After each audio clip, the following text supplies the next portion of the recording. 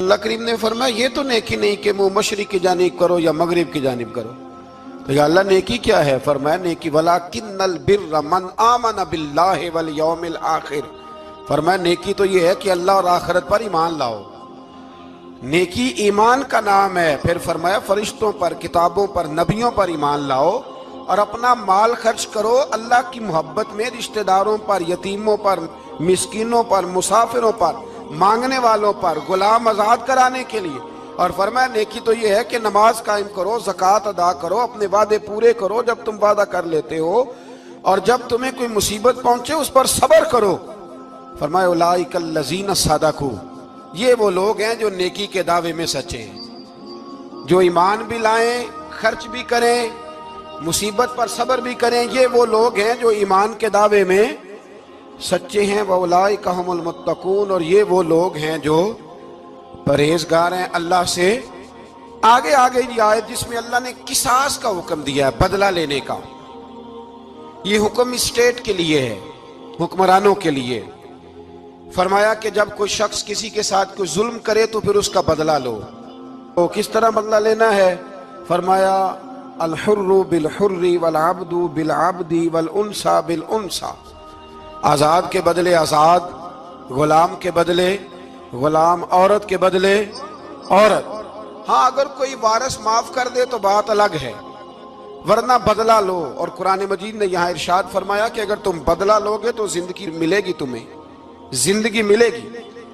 اگر حکمران مجرموں کو سزا دیں گے تو باقی لوگوں کی زندگی محفوظ رہے گی، بچے گی. حکم دیا گیا یہاں کہ بدلہ لیا جائے. پھر جب ہم 6 سے 7ویں رکوع کی طرف چلتے ہیں تو اس میں اللہ نے روزے کا حکم دیا، رمضان کی فضیلت بیان کی، اور ارشاد فرمایا گیا کہ جو روزہ نہ رکھ سکے وہ فدیۃ طعام مسکین، جو تو مریض ہو، بیمار ہو، وہ تو اتنے روزے جو ہے وہ اگلے دنوں میں رکھ لے. اور آگے جا کے یہ بھی بتایا گیا کہ جو زیادہ ہی بیمار ہو پھر وہ ایک مسکین کا فدیہ دے دے، کھانا دے دے. پھر اسی آیہ کریمہ میں رب کریم نے فرمایا اگر تم مجھ سے دعا مانگو گے اسی رکوع میں تو فرمایا میں تمہاری دعاؤں کو بھی ضرور قبول کروں گا. پھر اسی میں بتایا گیا کہ رات کے وقت تمہیں کھانے کی بھی اجازت ہے اور عمل زوجیت کی بھی تمہیں اجازت دی جاتی ہے. اسی طریقے سے پھر آگے اللہ تبارک و تعالیٰ نے حج کے مہینوں کے بارے میں علامتیں ارشاد فرمائیں اور مسائل حج کچھ آگے جا کے بیان کیے. اور ایک اور غلط رسم لوگ رسمیں بنا لیتے ہیں نا، ایک اور رسم تھی کہ یہودی اور عیسائی جب حج کرتے تھے نا احرام باندھ لیتے تھے، پھر دروازے سے گھر میں داخل نہیں ہوتے تھے، اوپر سے چھلانگ لگا کے کہ اب ہم پاک ہو گئے. تو دروازہ چونکہ گناہگار ہے، اس کے بیچ سے گناہگار آتے جاتے رہے ہیں، لہذا دروازے سے نہیں گزرتے تھے. تو اللہ کریم نے فرمایا یہ کوئی نیکی نہیں، یہ کوئی طریقہ نہیں کہ تم دروازوں سے نہ گزرو. وَلَٰكِنَّ الْبِرَّ مَنِ اتَّقَىٰ، دروازے کے اوپر سے چھلانگ لگانا نیکی نہیں، بلکہ نیکی تو یہ ہے کہ اللہ سے ڈرنا شروع کر دو. حج کے بعد پاک صاف ہو جاؤ، ڈرنا شروع کرو، یہ اصل میں نیکی ہے.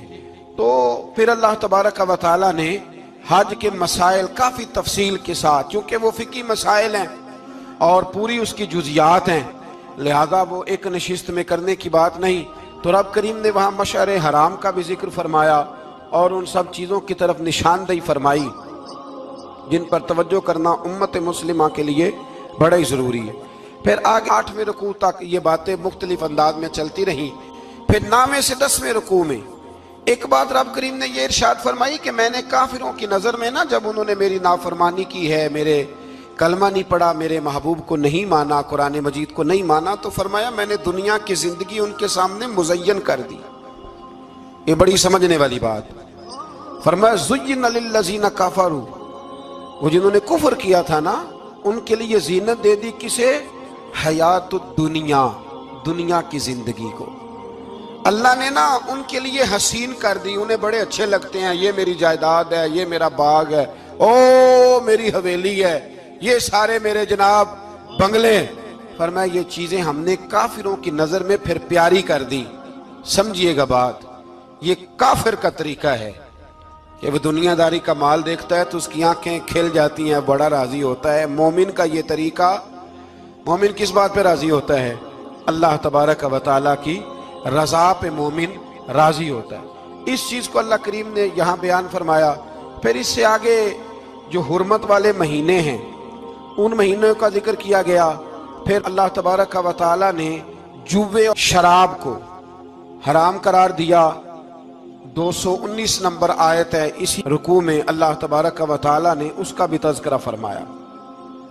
یہ تفصیل کے ساتھ تذکرے جاری رہے۔ پھر اسی طرح عورتوں کے جو حیض و نفاس کے مسائل ہیں ان کو بھی اللہ تبارک و تعالی نے اسی پارے کے اندر بیان فرمایا۔ کچھ طلاق کے مسائل بھی اللہ کریم نے اسی پارے 9ویں رکوع سے آگے جا کے ان ساری چیزوں کو اللہ کریم نے بیان فرمایا۔ اور پھر یہ بھی ارشاد فرمایا حیض و نفاس مسائل اور طلاق ان ساری چیزوں کو بیان کرنے کے بعد فرمایا کہ ان کے مسائل گویا سیکھ لو، اس پر عمل کرو، اور فرمایا تلک حدود اللہ، یہ اللہ کی حدیں ہیں، فلا تعتدوها، اللہ کی حدوں سے آگے نہ گزرنا۔ یہ وہ باؤنڈری ہے جو اللہ نے بنائی ہے، یہ حکم وہ ہیں جو رب نے دیے ہیں، تو ان سے آگے نہ جانا۔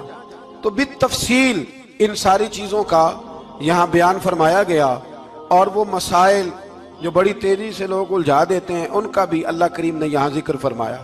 بیچ میں کچھ آیات ایسی ہیں جو زیادہ توجہ کے قابل ہیں، اور ہماری روزمرہ کی زندگی میں ہمیں ان کی بڑی اشد ضرورت ہے، جو اگرچہ مسائل فقہ تو نہیں لیکن ضرورت کے لحاظ سے، روزمرہ کے اخلاقی رویوں کے لحاظ سے اس کی بڑی ضرورت ہے۔ ان چند آیات کا بھی ہم نے انتخاب کیا، انشاءاللہ اس پر بھی کچھ بات کرتا ہوں۔ اس پارے کے آخر میں نا اللہ کریم نے ایک واقعہ بیان فرمایا ہے۔